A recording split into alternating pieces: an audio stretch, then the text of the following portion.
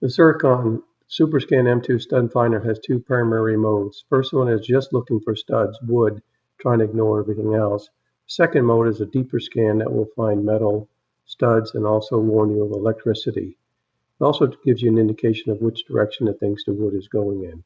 So rather than blindly go against the wall, I decided to do an experiment with known materials behind the drywall.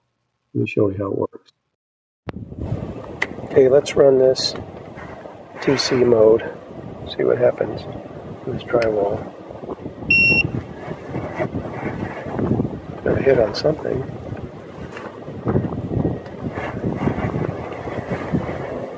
Nothing. There we go. That's a piece of wood.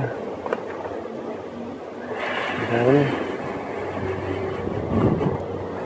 got a little alarm there, electric alarm. Okay, let's run it in deep mode. Second mode, rather.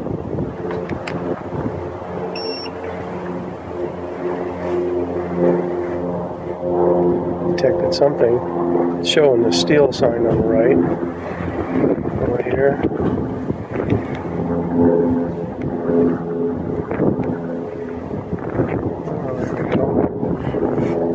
Target here, light up. And then come over here. You see electricity light. Well, let's look what's underneath this drywall. You got all of them except PVC. You got a piece of metal, piece of wood, drywall, live electric cord. So it did a good job of finding it. Maybe it would find that PVC, but it's false wood or something. Doesn't detect it. I guess density change is not enough. Overall, good little tool for finding what you need to find too. Yeah, good tool. I wish it would take rechargeable nickel metal hydride batteries or lithium ion. It only takes alkaline batteries, although it's not what I have in here. I have a rechargeable. Anyway, it worked. That's probably why it shows up with the battery low. But in any case, good product.